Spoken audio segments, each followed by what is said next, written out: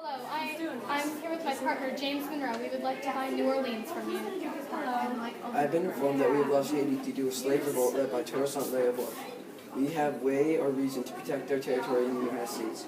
We may have it for 4 cents an acre, a total of $283 million. That is a truly great deal. We must ask Jefferson, but we are confident that he will say yes. Thank you very much. Please tell me when the president has made his decision. Thank you. Okay. The Louisiana Purchase had a big economical effect on America. At the time, farmers relied on the Mississippi River to get their crops across to the port in New Orleans. They used the Mississippi River because there weren't a lot of roads in the United States at the time. New Orleans, which was ruled by Spain, held one of the most important ports to farmers. Spain had several times threatened to close the port many times. For this reason, America created a treaty with Spain in 1795 called the Pinckney Treaty. After a period of peace in Spain, a crisis occurred. Spain had sold the Louisiana Territory to France in 1801. Thomas Jefferson, the President of the United States of America in 1801, was very alarmed. Jefferson knew that the ruler of France, Napoleon Bonaparte, also a European dictator who planned to take over Europe, would surely close down the Mississippi River for transportation of crops. In other words, Bonaparte would stop the shipping of goods of America to Europe. Knowing what Bonaparte would do, Jefferson sent Robert Livingston, a close friend of Jefferson's, who was a diplomat and lawyer from New York, and James Monroe, an honest man who was widely liked by numerous people, to France to buy New Orleans and the Mississippi River. Bonaparte, upon hearing the two American offers, decided to sell the Louisiana Territory. Jefferson bought the Louisiana Territory off of Bonaparte, allowing farmers to ship their crops down the Mississippi River to the port in New Orleans and began the westward expansion as well. When Napoleon sold the Louisiana Territory, a part of the reason was caused by the slave revolt in Haiti, a slave revolt led by Toussaint L'Ouverture. Toussaint L'Ouverture led a revolution to drive France from Haiti.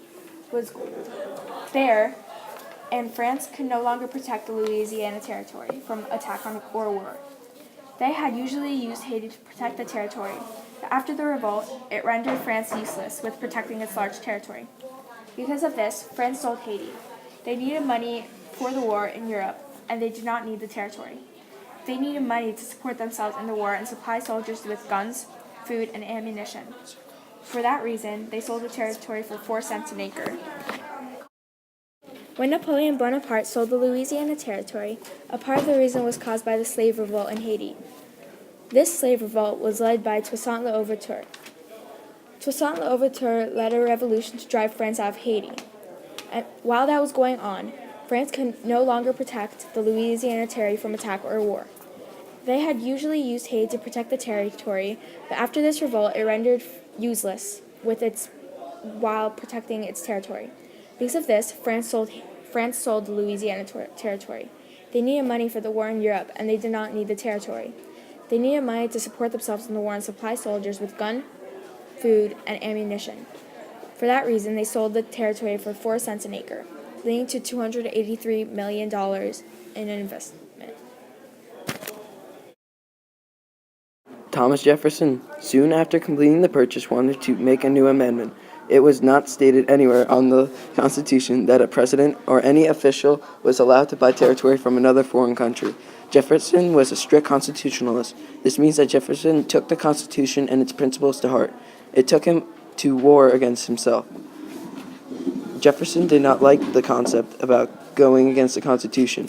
Jefferson almost ended up making a new amendment to allow presidents to buy territories, but he decided against it. He decided against it because he believed that the president was in high power to buy territory from foreign countries.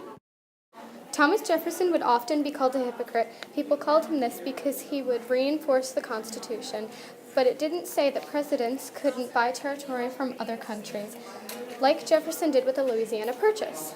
He usually enforced the Constitution, greatly meaning he was a strict constitutionalist. He enforced the Constitution and judged others by depending on the Constitution. When Jefferson went against the Constitution and bought the Louisiana Territory, there was a mob of numerous people calling him a hypocrite. Rufus King was okay with admitting new states because the Constitution said so.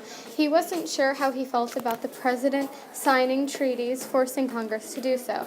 Alexander Hamilton did believe that the purchase would be a good idea for peace, but he didn't find Jefferson intelligent. He didn't like the fact that Jefferson was given the praise and applause because of the purchase. Alexander was also worried about the Indian tribes to the west that he believed would later cause problems for the Americans. Hamilton thought that having America expand throughout the land, the government would weaken.